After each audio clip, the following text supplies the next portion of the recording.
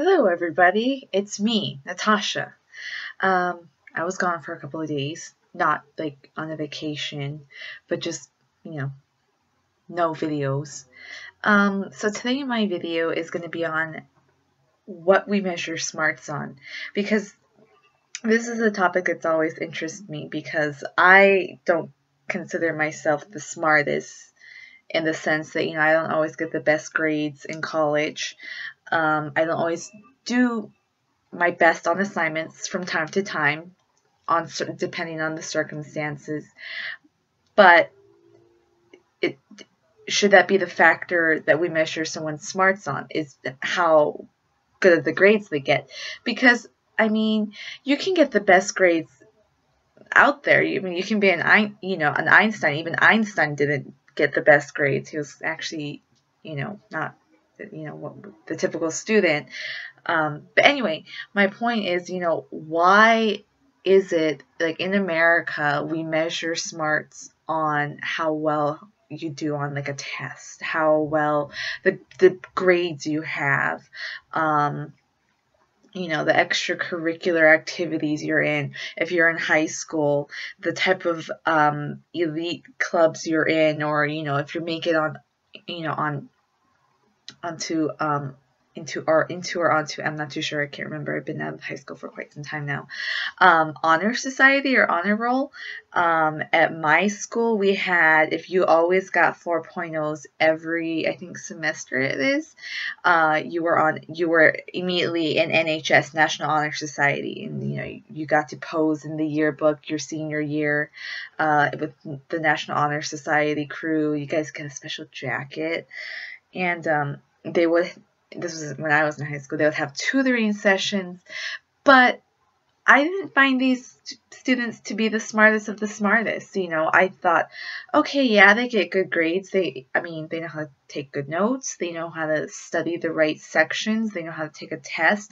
But when I would just hang out with them, I didn't even hang out with them, but just, encounter them in class and, just to talk about a random subject, I kind of found what they talked about to be quite boring. I personally don't really care for K-dramas or, baseball games. I'm just like, I just found what they talked about very boring and not enlightening and not very intelligent at all. And yet they're on the National Honor Society. And me, when I was in high school, I was a complete antithesis. It wasn't to say I was the bad of the bad student. It's just I have a very different approach to knowledge, to smarts, what we consider smart, how to use knowledge.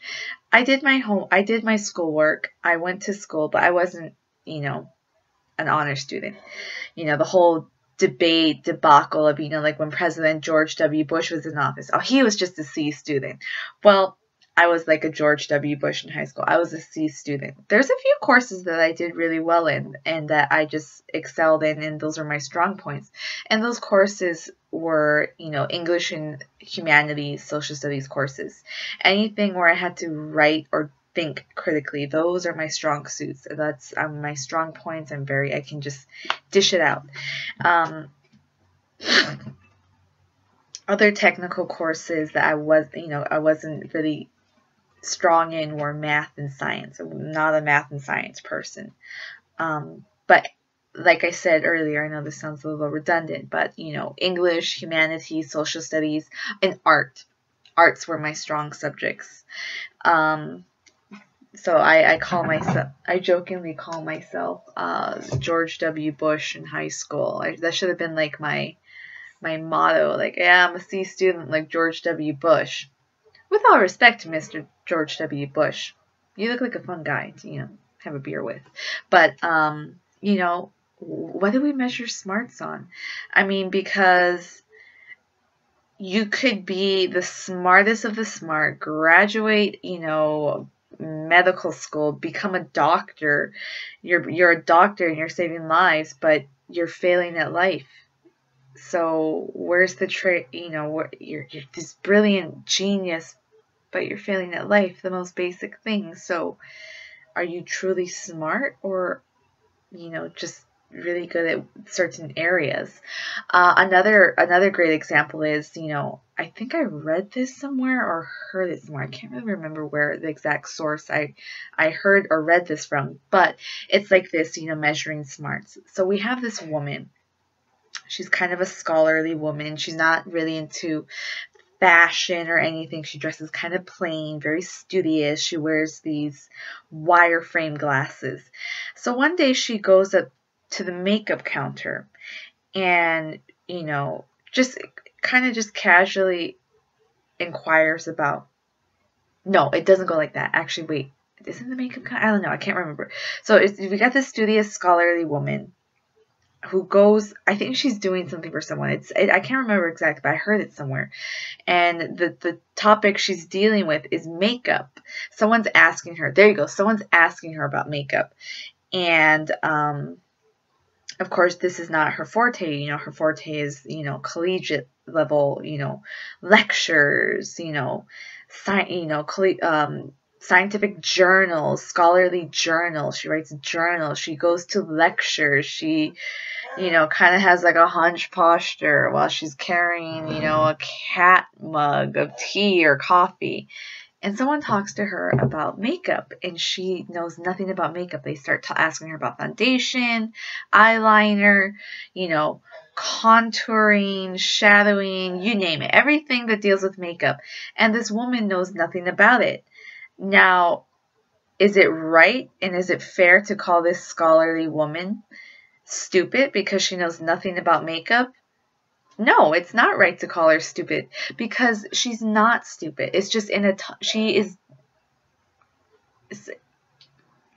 a topic is brought up to her, an area that she knows nothing about, makeup. That's not her forte. She will know nothing about foundation, about which makeup brush to use, contouring and everything, because she's like a professor type. That's her type. She's a professor type. So she's going to know nothing about that. And I don't think it's fair to call someone like her stupid because it's not. I mean, it's like talking to me about anime. I know nothing about anime. It's not really my, forte. I really could care less about it. Not to offend you anime lovers, but if you were to talk to me about anime and I just like, well, I don't know, or, what's that? Or you don't know what I'm talking about? It's not fair to call me stupid. It's just I'm not familiar with that topic or topic interest. It's just not there for me. But ask me anything about Russian history, Jewish history, women's studies, or history in general, or a political history, political science. I will be your answers.com, except it'll be natasha.com. Ask her anything, it'll be like, there's Ask Jeeves, but then it'll be like, Ask Natasha. So that's kind of my little spiel. And another perfect example is, the whole notion of we got to go to college to be successful. Only, people who don't go to college are stupid. Everyone has the liberty and the freedom to do whatever they want with their life. If college is not for everybody, the college life and getting a degree is not for everyone. It's hard. I mean, you got to pay ridiculous tuition to learn about something that you most likely won't be using for your related job, which I think is silly and I think is stupid because I'm like, college shouldn't cost that much, especially in America.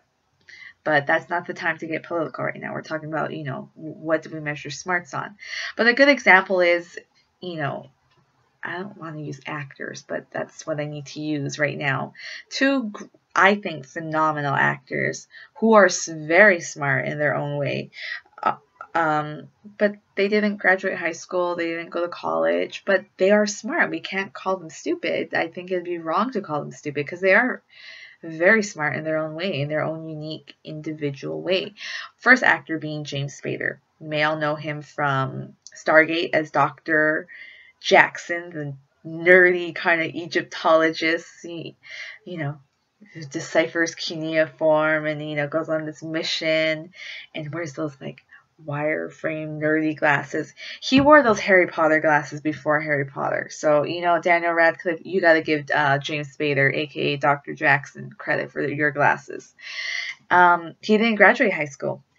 He, in an interview, a reporter asked him, "Oh, did you have a memorable prom experience?" And James Spader responds, "I didn't go to prom." And then he goes on to continue to say, "I'm a graduate of the state of Massachusetts." And the reporter's like, "I'm sorry?" And then Spader explains, "I didn't graduate high school. I got my GED." And James Spader is a very accomplished actor. I mean, Pretty in Pink, Stargate, Boston Legal, Bad Influence. He's very, very phenomenal and very smart actor by all means. When he gives an interview, you can clearly tell this man is very well read. He's not your typical run-of-the-mill actors we see now, you know, Channing Tatum, Chris Evans, Taylor Lautner. What's another one of those girls like? I know some girls are gonna kill me for saying this. Ryan Gosling, just, you know, yeah, they don't contribute anything. They just bore me. Now, someone like James, you know, he's very elegant. He has that soft, kind of like silky voice, which does not even, it makes him sound even more intelligent. So, I mean, he's very well read, and he can talk about pretty much any subject under the sun. And I believe that's what makes him interesting, because he's kind of like a jack of all trades. He can talk about, you know, owning a truck to talking about, you know, type of literature he likes to read. So I believe that's what makes him smart and compelling and very, very attractive. My second actor is Keanu Reeves. Now, we all know Keanu Reeves from the Matrix trilogy, phenomenal trilogy, Speed, Point Break, sorry, I was going to say Point Brain, Point Break, and another very interesting film that I like, Little Buddha. I mean, phenomenal film. Now, Keanu, who's part Hawaiian and part, you know, white, English, you know, Chinese, Hawaiian, and white. What I commonly call here, and a lot of people are commonly called in Hawaii, and now in the continental mainland, this word is being used quite often. Hapa, Keanu Reeves, Hapa, you know, he's from Canada. And, you know, Toronto. Yay, Toronto. I love you, Toronto. My mother's family's from Canada, by the way. But not Toronto. They're from British Columbia. But I still love Toronto. Keanu Reeves didn't graduate high school. He got his GED. Once he got his GED, he decided, he's like, I want to be an actor. And given that, you know, Keanu talks about his, you know, experience in high school, in school in general, he's like, he was very lukewarm to, like, you know, books and, you know, just being a good student. But and he does suffer from dyslexia. But is that to say that he's stupid? No, he's very smart. And I love his philosophy on life. It's very just different and dynamic. And he's a very private person, which I think is incredibly smart, because being in Hollywood, why do you want to be surrounded by, you know, blatant hypocrisy? He's well read. He you know, he seems very deep, and you have to deep and being smart, I don't know if they go hand in hand, but he is a thinker, and I've never met a stupid person who was a thinker, if that makes sense. I don't know. You can beat me up for this in the comment section. But he's very smart, and hearing him talk about films, talk about life, talk about anything in general, he has this very philosophical view. I know I'm rambling here and just not kind of arguing my point correctly, but he is smart, and he likes to read. I mean, read a variety of things. I mean, when he does interviews, you can clearly tell this man has substance, that he's not again, run-of-the-mill actors who just plan on getting by on their looks. And Keanu is very, very attractive in a very, very unique way. You know, Chinese and Hawaiian and English. Very interesting mix. That's actually a very common mix from where I come from in Hawaii. Very common to see that mix. So it's great to see it in Hollywood. I'm kind of tired of the all-white scene. But I don't think those two actors are stupid because they didn't graduate high school, they didn't go to college, they became actors, but they're smart in their own way. And I don't think we should judge people because, you know, they're not smart in this subject, or, you know, they have an unconventional way of doing things in life, because that may actually be a very smart way to run their life. We have to think about what's best for people, because, you know, when it comes down to it, it's really their life, and everyone has only one life, and we're gonna go into the stupid YOLO, you only live once. But I'm gonna say you only live once, and live it the way you want to do it. I don't believe anyone should tell anyone you're stupid for that, or you're stupid for this, or you're stupid for that, because it's demeaning to them as a person. And you're insulting their intelligence. Because I always tell people, how would you like it if someone called you stupid for that because you didn't know something about that particular subject, particular brand, particular area? You wouldn't like it. So, you know, think about how it feels to other people. I want you to remember this word, reciprocity. I mean, that word goes hand in hand, I mean, with everything in relationships and, you know, everything. My political science professor taught me about that word, reciprocity. I mean, through the whole semester, she liked to use that word, reciprocity. So remember that word, reciprocity. It's such a great dynamic word that can be used in almost any life situation. So I'm going to call it an end to here. This is my little small short video about what we measure smarts on. Leave a comments in my comment box on videos you'd like to see. You know, me and my cat. What's it like to live in Hawaii? I live on Oahu, most urban island. So if you want to see what Oahu's like, just shoot me a comment, email, and I'll be happy to do a video on that. So take care, everybody, and happy first day of spring.